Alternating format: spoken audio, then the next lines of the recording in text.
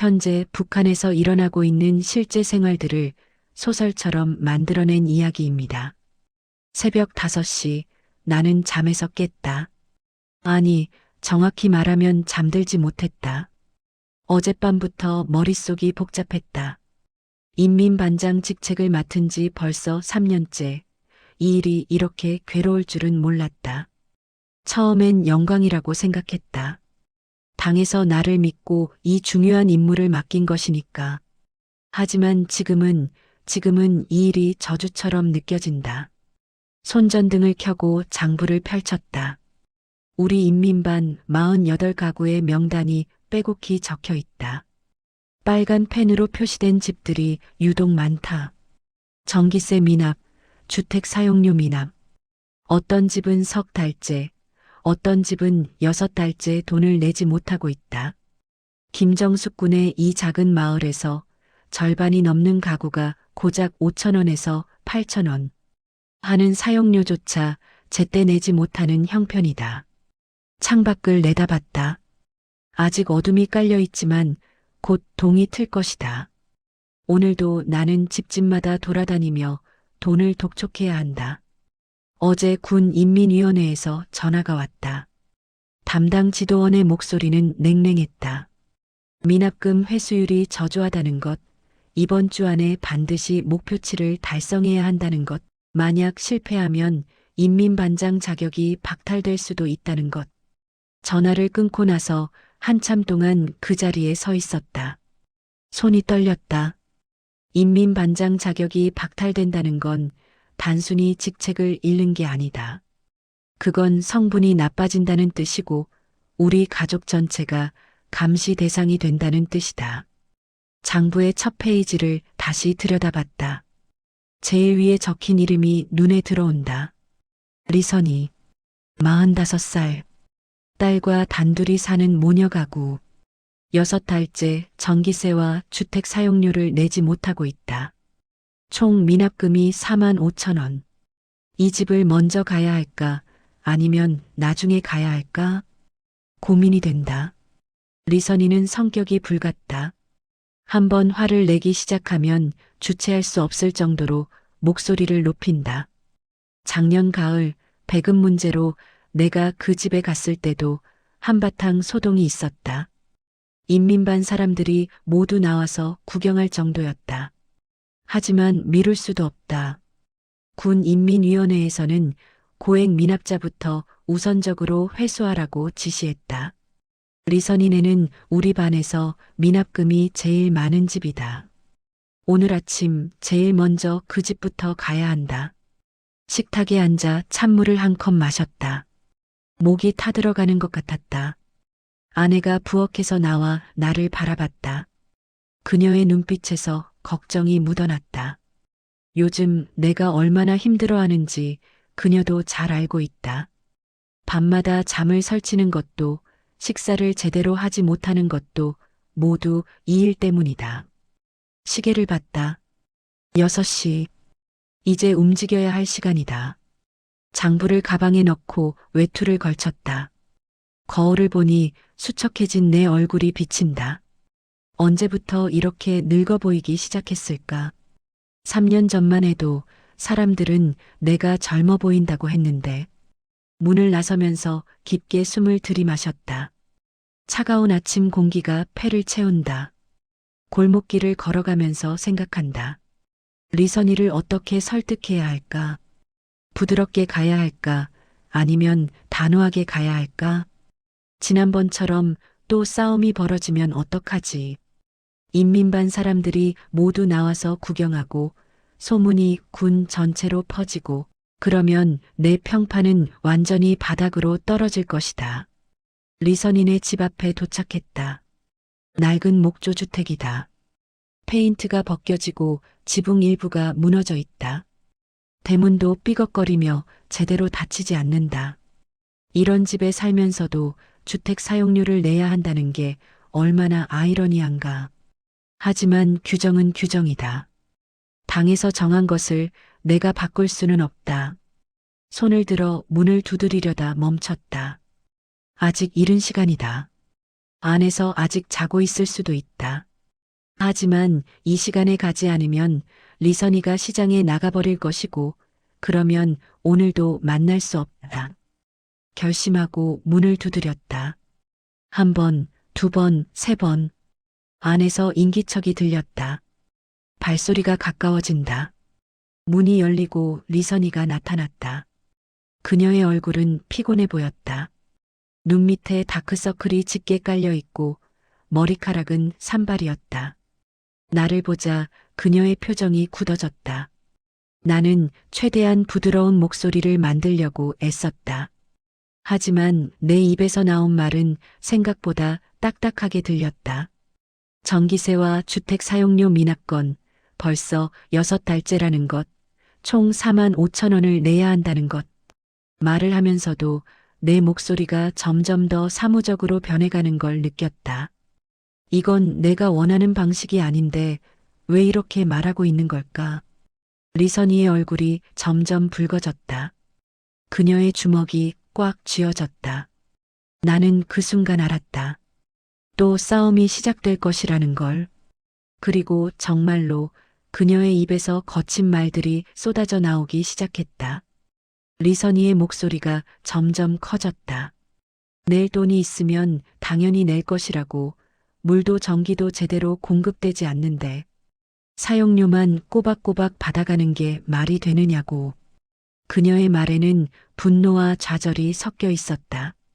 나는 그 감정들을 이해했다. 정말로 이해했다. 하지만 이해한다고 해서 내가 해줄 수 있는 게 있을까? 주변 집들에서 사람들이 하나둘씩 나오기 시작했다. 소란을 들은 이웃들이 무슨 일인가 싶어 구경을 나온 것이다. 나는 속으로 한숨을 쉬었다. 또 이렇게 되는구나. 지난번과 똑같이 인민반 전체가 이 광경을 지켜보게 되는구나. 리선이는 멈추지 않았다. 자신이 얼마나 힘들게 살고 있는지, 딸과 단둘이 살면서 얼마나 악착같이 버티고 있는지 토로했다. 장마당에서 좌판을 벌여 하루 벌어 하루 먹고 사는 형편인데 어떻게 6달치 사용료를 한꺼번에 내겠느냐고. 그녀의 말은 절규에 가까웠다. 나는 가만히 서서 그 말들을 들었다. 반박하고 싶지 않았다. 아니, 반박할 수도 없었다. 그녀의 말이 틀리지 않았으니까. 이 마을에서, 이 군에서, 아니, 이 나라 전체에서 얼마나 많은 사람들이 리선이와 같은 처지일까? 매일 먹고 살기 위해 발버둥 치면서도 국가에서 정한 각종 비용을 내야 하는 사람들. 그 무게를 감당하지 못해 무너져가는 사람들. 하지만 나 역시 피해자다. 나도 누군가에게 쪼이고 있다. 군인민위원회에서, 그 위에 도인민위원회에서, 그리고 더 위에서. 명령은 위에서 아래로 내려오고 책임은 아래에서 위로 올라간다. 나는 그 사슬의 중간에 걸려있는 존재다. 위에서는 나를 압박하고 아래에서는 나를 원망한다. 시간이 흘렀다. 리선이와 나 사이의 실랑이는 1시간을 넘어가고 있었다. 주변에 모인 사람들도 점점 많아졌다. 인민반의 절반 가까운 사람들이 나와 있는 것 같았다. 그들의 시선이 느껴졌다. 어떤 시선은 동정적이었고 어떤 시선은 비판적이었다. 나를 향한 시선도 있었고 리선이를 향한 시선도 있었다. 구경꾼들 사이에서 웅성거림이 들렸다. 누군가는 인민반장도 어쩔 수 없이 하는 일이라고 했다. 위에서 다그치니까 주민들에게 독촉할 수밖에 없다고. 누군가는 인민반장이 좀 더 인정 있게 대하면 안 되겠느냐고 했다. 형편이 어려운 사람한테 너무 가혹한 것 아니냐고. 나는 그 모든 말들을 들으면서 생각했다. 이 상황을 어떻게 해결해야 할까? 리선이에게 더 시간을 줘야 할까? 하지만 그러면 군인민위원회에서 뭐라고 할까? 이미 6달이나 밀려 있는데 더 기다려주라는 건 불가능하다고 할 것이다. 그렇다고 강제로 집행할 수도 없다. 리선이네 집에 무슨 재산이 있겠는가? 저 낡은 집과 몇 가지 살림살이가 전부일 텐데. 이때 군중 속에서 한 늙은 여자가 나섰다. 박혜숙 할머니였다. 우리 인민반에서 제일 연장자인 분이다. 그녀가 리선이에게 말했다. 인민반장도 하고 싶어서 독촉하는 게 아니라고. 어차피 낼 돈이면 빨리 내고 마음 편하게 사는 게 낫지 않겠느냐고. 하지만 대부분의 사람들은 리선이 편이었다. 그들도 비슷한 처지니까. 누군들 사용료를 안 내고 싶어서 안 내겠는가. 형편이 되지 않으니까 못 내는 것이다. 한 중년 남자가 큰 소리로 말했다. 전기도 하루에 몇 시간밖에 안 들어오는데 무슨 전기세냐고. 수도도 제대로 나오지 않는데 무슨 주택 사용료냐고.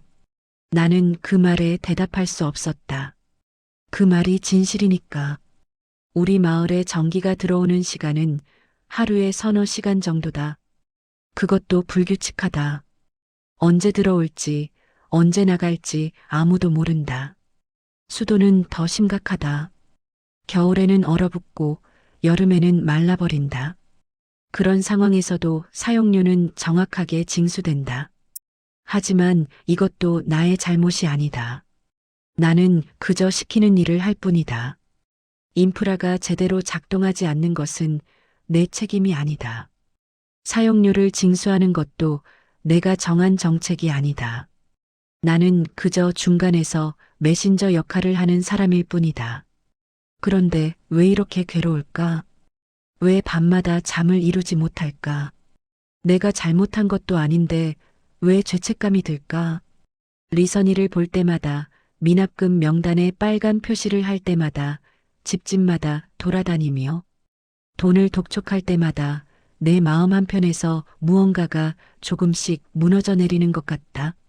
결국 그날 아침에 실랑이는 아무런 결론 없이 끝났다. 리선이는 돈을 내지 않았고 나는 그녀를 설득하지 못했다. 그저 서로 상처만 주고받았을 뿐이다. 나는 다음 집으로 향했다. 장부에 적힌 다른 이름들을 찾아가야 했다. 오후가 되어 집으로 돌아왔을 때 나는 완전히 지쳐 있었다. 12가구를 돌아다녔지만 실제로 돈을 받은 곳은 3곳뿐이었다. 나머지 9곳은 모두 형편이 어렵다며 시간을 더 달라고 했다. 어떤 집에서는 울음을 터뜨리기도 했다. 어떤 집에서는 화를 내기도 했다.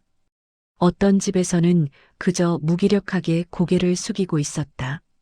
저녁 식사를 하면서도 입맛이 없었다. 아내가 차린 밥상을 보면서도 먹을 수가 없었다. 머릿속에는 오늘 만난 사람들의 얼굴이 계속 떠올랐다. 리선이의 분노에 찬 눈빛, 울음을 터뜨린 젊은 부인의 모습, 무기력하게 고개를 숙인 노인의 뒷모습. 전화벨이 울렸다. 군 인민위원회였다. 오늘의 회수 실적을 보고하라는 것이다. 나는 떨리는 목소리로 보고했다. 세 가구에서 21,000원을 회수했다고. 전화기 너머로 담당 지도원의 한숨소리가 들렸다. 그는 차갑게 말했다. 이 정도 실적으로는 안 된다고. 내일은 더 강력하게 독촉하라고. 만약 계속 이런 식이면 조치를 취할 수밖에 없다고. 전화를 끊고 나서 한참 동안 그 자리에 서 있었다. 내일은 어떻게 해야 할까? 더 강력하게 독촉하라는데 그게 구체적으로 무슨 의미일까? 소리를 지르라는 건가? 협박을 하라는 건가? 나는 그런 사람이 아닌데. 나는 원래 조용하고 온화한 사람이었는데. 밤이 깊어갔다. 창밖을 내다보니 마을 전체가 어둠에 잠겨 있었다. 전기가 나간 지 벌써 3시간째다. 오늘도 전기는 오지 않을 것이다. 촛불을 켜고 장부를 펼쳤다. 빨간 펜으로 표시된 이름들이 어둠 속에서 더욱 선명하게 보였다. 나는 이 시스템에 대해 생각했다. 위에서 아래로 내려오는 명령, 아래에서 위로 올라가는 보고, 그 사이에 끼인 수많은 사람들, 나 같은 인민반장들, 리선이 같은 주민들. 우리는 모두 이 거대한 기계의 톱니바퀴일 뿐이다. 각자 자기 위치에서 돌아가야만 하는. 하지만 이 기계는 제대로 작동하지 않는다. 톱니바퀴들이 삐걱거리고 기름이 다 마르고 부품들이 낡아서 부서져 간다. 그런데도 기계는 멈추지 않는다. 계속해서 돌아간다. 소음을 내면서 연기를 피우면서 다음 날 아침 나는 다시 리선인의 집으로 향했다. 어제의 실랑이가 아직도 생생했지만 선택의 여지가 없었다. 군인민위원회의 압박은 갈수록 심해지고 있었다. 이번 주 안에 목표치를 달성하지 못하면 정말로 큰일이 날 것 같았다. 대문 앞에 서서 숨을 고르고 문을 두드렸다. 이번에는 리선이의 딸이 문을 열었다. 20살쯤 되어 보이는 젊은 여자였다. 그녀의 눈에는 피로와 걱정이 가득했다. 어머니가 아프다고 했다. 어제의 일 때문에 스트레스를 받아서 밤새 잠을 못 잤다고. 나는 미안함을 느꼈다. 하지만 그 미안함을 표현할 방법이 없었다. 나는 그저 다시 한번 사용료를 내달라고 말할 수밖에 없었다. 딸은 나를 바라보며 조용히 말했다. 다음 달까지만 기다려달라고. 자기가 장마당에서 일자리를 구했고 곧 돈을 벌 수 있을 것이라고. 나는 고민에 빠졌다. 다음 달까지 기다려준다는 건 또 한 달을 더 미루는 것이다. 그러면 미납기간이 7달이 된다. 군인민위원회에서는 절대 용납하지 않을 것이다. 하지만 이 젊은 여자의 눈을 보니 거절할 수가 없었다. 그녀는 정말로 절박해 보였다. 결국 나는 고개를 끄덕였다. 다음 달까지 기다려주겠다고. 하지만 그때까지는 반드시 내야 한다고. 딸은 고맙다는 인사를 했고 나는 그 집을 나왔다. 발걸음이 무거웠다. 내가 한 결정이 옳은 것인지 확신할 수 없었다. 그날 오후 또다시 전화가 왔다. 군인민위원회였다. 이번엔 더 높은 사람이었다. 부위원장이었다. 그는 냉정하게 말했다. 우리 군의 미납금 회수율이 도에서 꼴찌라고. 이대로 가면 군 전체가 문책을 받을 거라고. 모든 인민반장들이 더 적극적으로 나서야 한다고. 나는 보고했다. 오늘도 여러 가구를 방문했지만 실적이 저조하다고. 주민들의 형편이 정말로 어렵다고. 하지만 부위원장은 듣지 않았다. 형편이 어려운 건 핑계라고 했다. 의지가 없는 것이라고 했다. 더 강력하게 압박하라고 했다. 전화를 끊고 나서 나는 책상에 앉아 머리를 감싸쥐었다. 이 상황을 어떻게 풀어야 할까? 위에서는 더 강하게 압박하라고 하고 아래에서는 도저히 낼 수 없다고 한다. 나는 어디로 가야 하는가? 저녁 무렵 인민반 사람들이 내 집 앞에 모여들었다. 10명쯤 되었다. 그들은 청원을 하러 왔다고 했다. 미납금 독촉을 좀 더 완화해달라고. 형편이 나아질 때까지만 기다려달라고. 그들의 얼굴에는 간절함이 묻어 있었다. 나는 그들에게 말했다. 내가 결정할 수 있는 일이 아니라고. 위에서 내려온 지시를 따를 수밖에 없다고. 하지만 그들은 물러서지 않았다. 인민반장이 군에다 건의를 해달라고 했다. 주민들의 실정을 제대로 전달해달라고 했다. 나는 약속했다. 기회가 되면 건의하겠다고. 하지만 속으로는 알고 있었다. 그런 건의가 받아들여질 리 없다는 것을. 위에서는 숫자만 본다. 회수율, 목표 달성률, 실적. 그런 것들만 중요하다. 개개인의 사정, 구체적인 어려움, 그런 건 고려 대상이 아니다. 사람들이 돌아간 후 나는 혼자 남았다. 깊은 밤, 촛불 하나만 켜진 방에서 나는 생각했다. 나는 왜 이 일을 하고 있는가? 처음에 인민반장을 맡았을 때의 그 자부심은 어디로 갔는가?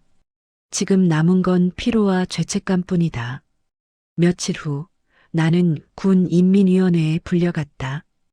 회의실에는 우리 군의 모든 인민반장들이 모여 있었다. 100명이 넘는 사람들 모두 나와 비슷한 표정을 하고 있었다. 지치고 걱정스럽고 불안한 표정. 부위원장이 연단에 올라 연설을 시작했다. 미납금 회수의 중요성, 국가 재정의 필요성, 인민반장의 책무. 그는 1시간 넘게 말했다.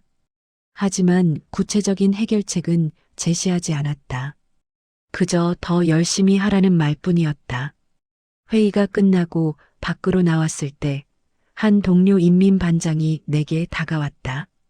그는 낮은 목소리로 말했다. 자기 인민반에서도 비슷한 일이 벌어지고 있다고. 주민들과의 갈등이 날로 심해지고 있다고. 어떤 인민반에서는 이미 폭력 사태까지 벌어졌다고. 나는 놀랐다. 폭력까지 갔다고? 그는 고개를 끄덕였다. 미납금을 독촉하던 인민반장이 주민에게 맞았다고 했다. 물론 그 주민은 바로 체포되었지만 사건이 발생했다는 것 자체가 충격적이었다. 집으로 돌아오는 길에 나는 생각했다. 이 상황이 어디까지 악화될 것인가.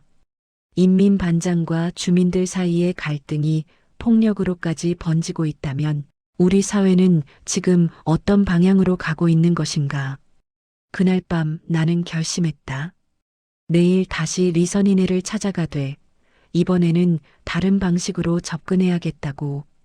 독촉이 아니라 대화를, 압박이 아니라 이해를. 비록 시스템이 나를 압박하더라도 나는 여전히 인간이고 상대방도 인간이니까. 다음 날 아침 나는 리선이네 집 앞에 섰다. 이번에는 손에 장부를 들지 않았다. 그저 빈손으로 왔다. 문을 두드렸고 리선이가 나왔다. 그녀는 나를 보자 경계하는 표정을 지었다. 나는 조용히 말했다. 오늘은 돈 독촉하러 온 게 아니라고. 그저 이야기를 나누러 왔다고. 리선이는 의아한 표정을 지었지만 나를 안으로 들였다. 우리는 작은 부엌에 마주 앉았다. 나는 솔직하게 말했다. 내가 얼마나 힘든지, 위에서 얼마나 압박을 받는지. 하지만 동시에 주민들의 형편도 이해한다고. 리선이도 자기 이야기를 했다. 남편을 일찍 잃고 딸과 단둘이 살면서 겪은 어려움들. 장마당에서 장사하며 하루하루 버티는 현실. 우리는 2시간 넘게 이야기를 나눴다. 처음으로 서로를 이해하게 되었다. 우리 모두 피해자라는 것을, 우리 모두 이 시스템 안에서 살아남으려고 몸부림치고 있다는 것을. 결국 리선이는 약속했다. 2달 안에 돈을 마련해 보겠다고. 나도 약속했다. 군 인민위원회에 사정을 설명하고 시간을 벌어보겠다고. 물론 그게 쉬운 일은 아닐 것이다. 하지만 시도는 해봐야 한다. 집으로 돌아오면서 나는 조금 가벼워진 마음을 느꼈다. 문제가 해결된 건 아니다. 여전히 미납금은 쌓여 있고 군 인민위원회의 압박도 계속될 것이다. 하지만 적어도 오늘 하루는 나는 인민반장이 아니라 한 사람의 인간으로서 다른 인간과 소통했다. 그날 저녁 나는 다른 인민반장들에게 전화를 걸었다. 내 경험을 공유했다.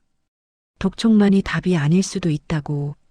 대화와 이해가 더 효과적일 수도 있다고. 어떤 이들은 회의적이었지만 어떤 이들은 관심을 보였다. 일주일 후 우리 인민반에서 작은 변화가 시작되었다. 몇몇 주민들이 자발적으로 밀린 사용료를 조금씩 내기 시작한 것이다. 한꺼번에 다 낼 수는 없지만 매주 조금씩이라도 내겠다고 했다. 리선이도 그중 한 명이었다. 물론 모든 게 완벽하게 해결된 건 아니다. 여전히 어려움은 많다.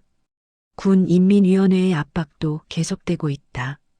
하지만 적어도 우리 인민반 안에서는 조금씩 신뢰가 쌓이고 있다. 인민반장과 주민들 사이의 관계가 적대에서 협력으로 조금씩 변화하고 있다. 한 달이 지났다. 우리 반의 회수율은 여전히 목표치에 미달이었다. 하지만 전월보다는 나아졌다. 그리고 무엇보다 주민들과의 갈등이 현저히 줄어들었다. 더 이상 큰 소리로 다투는 일이 없었다. 길에서 마주쳐도 서로 인사를 나눴다. 군 인민위원회에서는 내 방식에 대해 비판적이었다. 너무 유약하다고, 강력하게 나가야 한다고. 하지만 나는 내 방식을 지켰다. 숫자만으로는 보이지 않는 것들이 있다. 신뢰, 이해, 인간성. 그런 것들의 가치를 나는 알게 되었다. 어느 날 저녁 리선이가 내 집을 찾아왔다. 손에 작은 보따리를 들고 있었다. 그녀는 미소를 지으며 말했다. 장마당에서 장사가 잘 되어 4만 5천 원을 다 모았다고. 여기 있다고. 나는 돈을 받으면서 복잡한 감정을 느꼈다. 기쁨, 안도, 그리고 여전히 남아있는 죄책감. 이 돈이 리선이에게 얼마나 큰 의미인지 알고 있었다. 아마도 몇 달간 모은 전 재산일 것이다. 리선이는 떠나기 전에 말했다. 고맙다고. 시간을 주고 이해해줘서. 나는 고개를 저었다. 내가 고마워해야 한다고. 내게 인간성을 되찾게 해줘서. 그날 밤 나는 장부를 펼쳤다. 리선이의 이름 옆에 적힌 빨간 표시를 지웠다. 하나의 문제가 해결되었다. 하지만 여전히 많은 빨간 표시들이 남아있다. 그 하나하나가 사람들의 이야기다. 어려움의 역사다. 나는 알고 있다. 이 시스템은 쉽게 바뀌지 않을 것이라는 걸. 위에서 아래로 내려오는 압박은 계속될 것이고 주민들의 어려움도 지속될 것이다. 하지만 그 안에서도 우리는 인간으로 남을 수 있다. 서로를 이해하고 돕고 함께 살아갈 수 있다. 창밖을 내다봤다. 오늘도 전기는 들어오지 않았다. 마을 전체가 어둠에 잠겨 있다. 하지만 저 어둠 속 어딘가에서 사람들은 여전히 살아가고 있다. 하루하루를 버티며 내일을 희망하며. 나는 촛불을 끄고 자리에 누웠다. 오늘 밤은 조금 더 편안하게 잠들 수 있을 것 같다. 완벽한 해결책을 찾은 건 아니다. 하지만 적어도 나는 노력했다. 시스템의 톱니바퀴로만 존재하는 게 아니라 한 사람의 인간으로서. 그리고 내일 아침 나는 다시 일어날 것이다. 장부를 들고 집집마다 돌아다닐 것이다. 여전히 힘들 것이다. 하지만 이제는 안다. 이 일을 어떻게 해야 하는지. 단순히 돈을 독촉하는 게 아니라 사람과 사람이 만나는 것이라는 걸. 그게 바로 내가 인민반장으로서 배운 가장 중요한 교훈이다.